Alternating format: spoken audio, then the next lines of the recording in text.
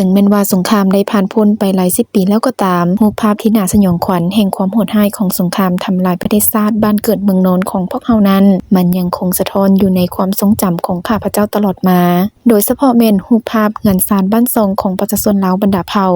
ที่ถูกเผาผลาญจากเปลวไฟลูกระเบิดพวกโจรอากาศผู้รุกรานเฮ็ดให้ประชาชนได้พัดพรากจากบ้านเกิดเมืองนอนมีชีวิตการเป็นอยู่ประสบกับความทุกข์ยากลำบากและอึดหิวเหลือพันละนาบางครั้งคราวข้าพเจ้าก็มีความดีใจและภาคภูมิใจกับภาพแห่งไสยชนะ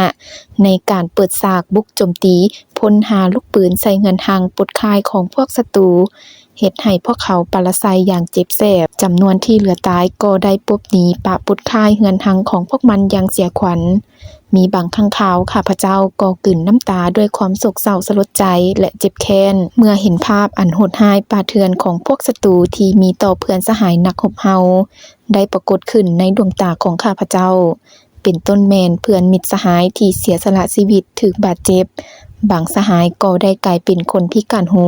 พิการตาพิการแขนขาและตีนมืออย่างน่าเวทนาเพื่อดับมอดเหตุการณ์ที่มนุษย์บ่พึงปรารถนานี้ข้าพเจ้าก็แม่นนักรบผู้หนึ่งในทันแถวกองทัพปลดปล่อยประชาชนลาวที่ได้เอาชีวิตอินทรีย์เข้าสัมผัสกับสมรภูมิสู้รบตัวจริงหลายบั้นรบบนจิตใจยอมเสียสละเลือดเนื้อเหือแหงเพื่อประเทศชาติเพื่อประชาชนพร้อมทั้งการสู้รบแบบประจันบานและการสู้รบแบบหลอนโจมตีอย่างกระชั้นชิดในนั้นได้มีหลายบั้นรบที่ข้าพเจ้า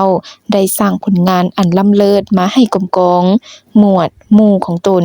โดยเฉพาะแม่นกองพลที่2ซึ่งเวลานั้นกองพลที่2มีสำนักงานใหญ่ชั่วคราวตั้งอยู่บ้านเต้าลาดแสนเมืองแปกแขวงเสียงขวางฉะนั้นข้าพเจ้าเองขอยกเอาชีวิตการเคลื่อนไหวสู้รบกับศัตรูที่เต็มไปด้วยความพิละอาหารในบางบั้นรบใหญ่ที่สำคัญมานำเสนอให้บรรดาทานได้รับรู้ต่อไปนี้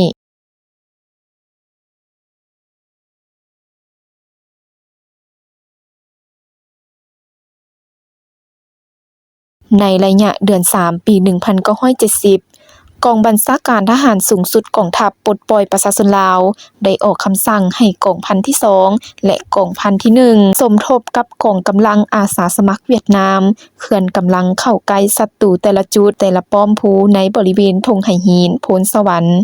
เพื่อเตรียมพร้อมลั่นไกปืนให้เป็นเสียงเดียวดับสูญศัตรูบ่ให้พวกมันเล็ดลอดออกจากวงปิดล้อมได้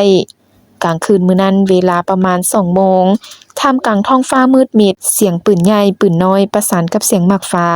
ได้ดังขึ้นอย่างสนั่นหวั่นไหวทั่วแผ่นดินทงไหหินเห็นให้พวกศัตรูตกอยู่ในท่าจนตาเจ